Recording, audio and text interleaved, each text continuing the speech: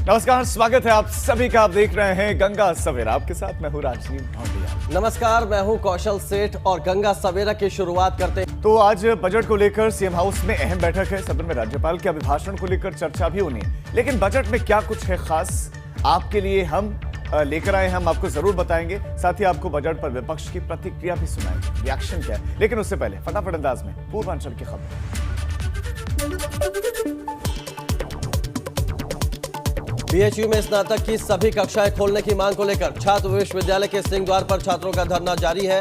छात्रों की मांग है कि फाइनल ईयर के साथ बाकी क्लासें भी खोली जानी चाहिए।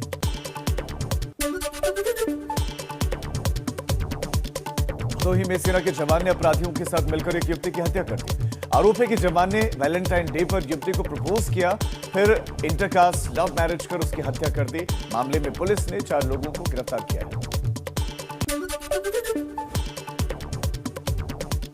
जौनपुर में परिवहन कार्यालय में दलालों की बढ़ती सक्रियता की शिकायतों के बाद डीएम परिवहन कार्यालय पहुंचे। उन्होंने विभिन्न पटलों पर शुल्क की लिस्ट लगाने के निर्देश दिए। इस दौरान दफ्तर में अफरा तफरी का माहौल रहा।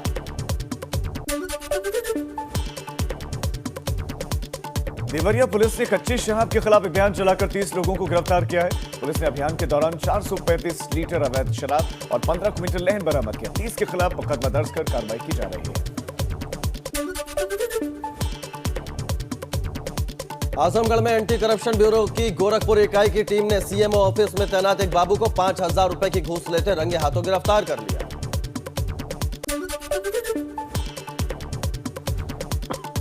संतकबीरनगर में सफाइयों ने कलेक्ट्रेट का घेराव किया। बढ़ती महंगाई, बेरोजगारी, अपराध और किसानों के मुद्दों को लेकर सपा कार्यकर्ताओं ने प्रदर्शन किया। इस दौरान जमकर नारेबाजी की गई।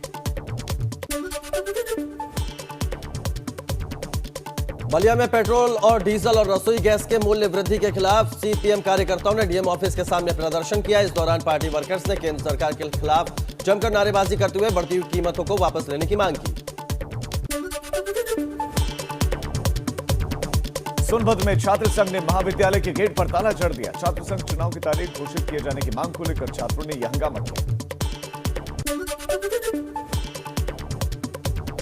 बलरामपुर में टायर फटने से बोलेरो पलट गई। घटना में बोलेरो सवार 4 लोग घायल हो गए। घायलों को पुलिस कर्मियों और ग्रामीणों ने मिलकर अस्पताल पहुंचाया, जहां सभी का इलाज चल रहा है।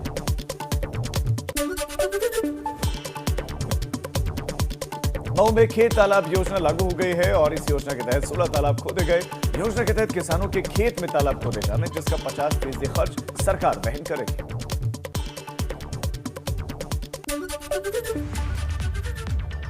तो ये पूर्वांचल की खबरें सुपरफास्ट अंदाज में आपने देखी। अब आगे बढ़ते कुछ और खबरों का रुख कर लेते हैं। मुख्यमंत्री योगी आदित्यनाथ की सरकार के इस कार्यकाल का आखिरी और पूर्ण सबसे बड़ा बजट पेश कर दिया गया है। आइए आपको बजट की कुछ बड़ी बातें जल्दी से बता देते हैं।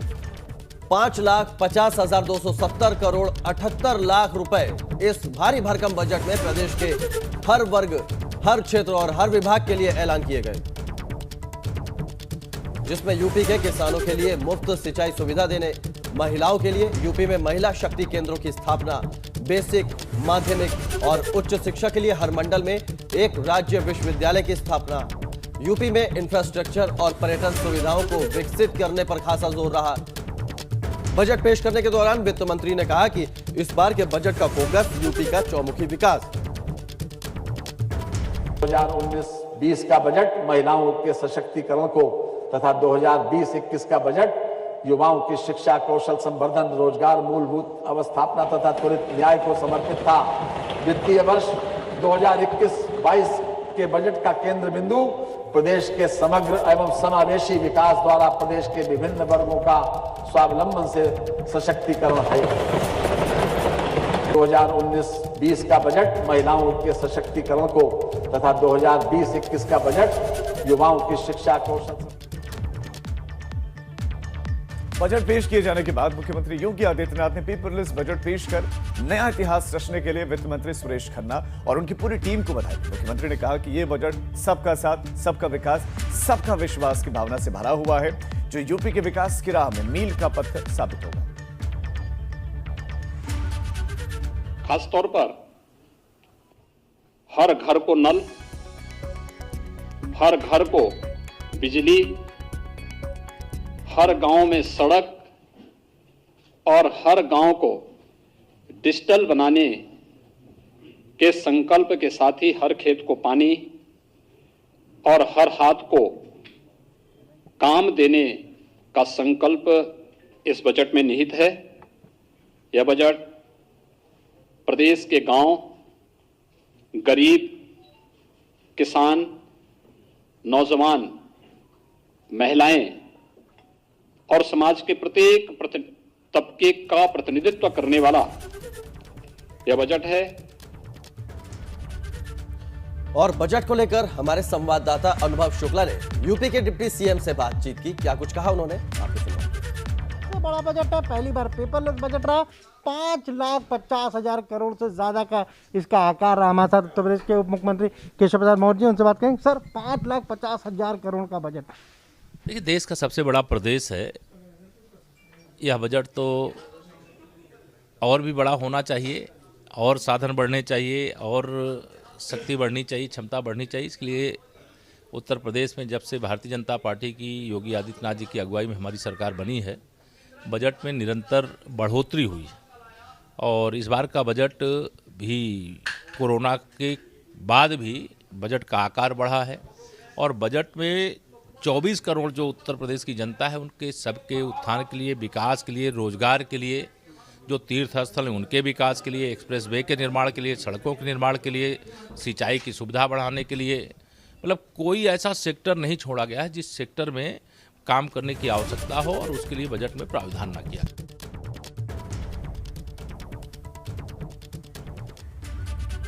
वहीं यूपी कांग्रेस अध्यक्ष अजय कुमार लल्लू ने बजट पर निशाना साधा है। अजय कुमार लल्लू ने योगी सरकार पर किसानों को ठगने का आरोप लगाया और कहा कि पिछले 4 साल में सरकार ने रोजगार के लिए कुछ नहीं किया। इन्होंने अभी जो बजट के भाषण के दौरान इन्होंने एक शब्द इस्तेमाल किया कि हम जो चाहेंगे वो होने दो। युवाओं के लिए जो बजट में प्रावधान था, तो इनके जो वित्त मंत्री उन्होंने कहा हम जो चाहे वो होने दो। अगर आप वो चाह होने दो तो आपने 14 लाख प्रतिवर्ष रोजगार की बात की थी। 56 लाख के सफेद मात्र 3 लाख रोजगार दे पाए। लखनऊ में मुलायम सिंह यादव की अध्यक्षता में लोहिया ट्रस्ट की बैठक हुई। बैठक में फैसले लिए गए, कई अहम फैसले लिए। मुलायम सिंह की अध्यक्षता में लोहिया ट्रस्ट की यह बैठक हुई थी और इस बैठक में तमाम पार्टी के कार्यकर्ता, पदाधिकारी शामिल हुए थे। तमाम फैसले इस बैठक में लिए गए। राजधानी लखनऊ में लोहिया भवन का निर्माण किया जाएगा। इस मौके पर शिवपाल यादव ने कहा कि गैर भाजपावाद समय की मांग है।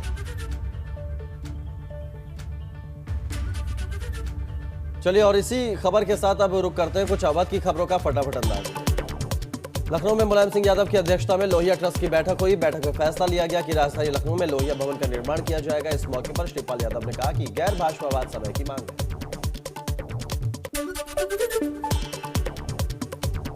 अंबेडकर नगर में लगातार दूसरे दिन पुलिस और बदमाशों के बीच में मुठभेड़ हुई। पुलिस ने मुठभेड़ में पशु चोरी गैंग के एक मेंबर को अरेस्ट किया है, जबकि एक बदमाश अंधेरे का फायदा उठाकर फरार हो गया।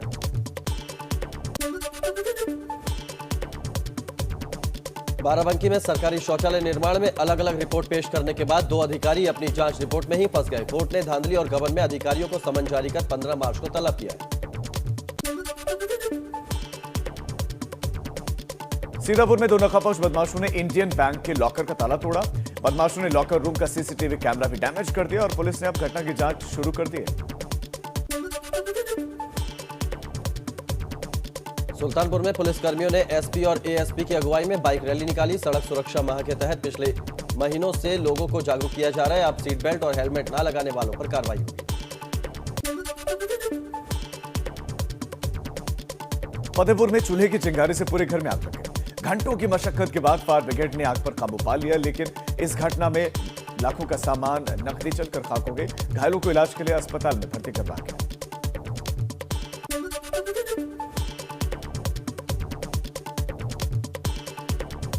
लखीमपुर खीरी में खाद्य अधिकारी ने दूध में पाउडर मिलाकर दूध बनाने वाले एक दूध विक्रेता को रास्ते में धर दबोचा। विभाग की ओर से सैंपल जांच के बाद 90 लीटर दूध फेंका गया।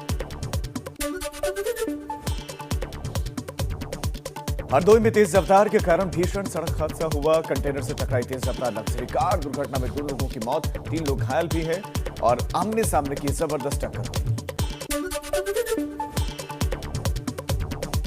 फर्रुखाबाद में तालाब में शव मिलने से गांव में हड़कंप मच गया। ग्रामीणों की सूचना पर पुलिस मौके पर पहुंच गई और तालाब के अंदर से शव को निकाला गया। फिलहाल शव की शिनाख्त नहीं हो पाई।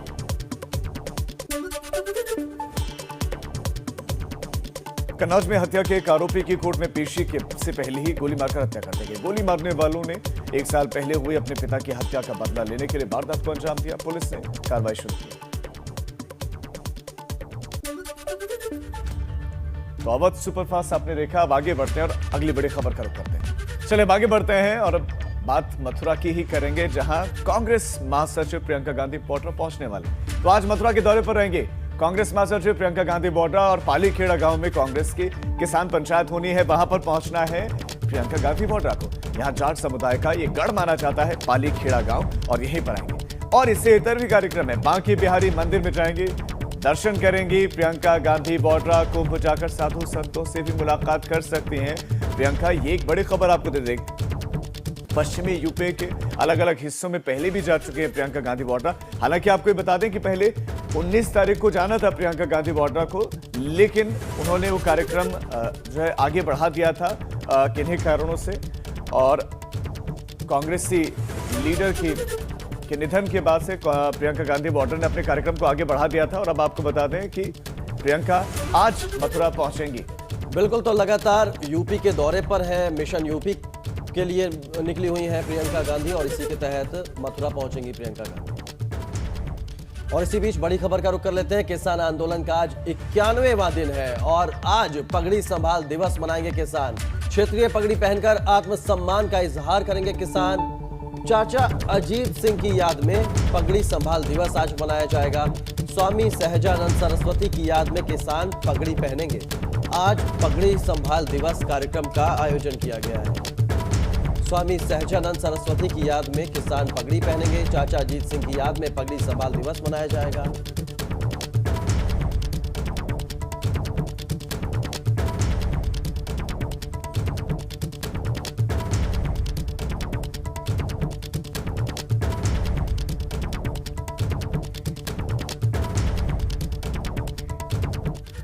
तो पगड़ी संभाल दिवस, और ये भी खास रहेगा कि कितनी तरह की क्षेत्रीय पगड़ियां आज देखने को मिलती हैं बिल्कुल बॉर्डर्स पर। बिल्कुल, और इसी के साथ अब वक्त हो चला है यूपी और उत्तर प्रदेश उत्तराखंड में आज क्या कुछ खास रहने वाला है वो आपको बताते हैं। बात करते हैं सबसे पहले उत्तर प्रदेश की। उत्तर प्रदेश में बजट के बाद आज राज्यपाल के अभिभाषण पर सदन में चर्चा होगी।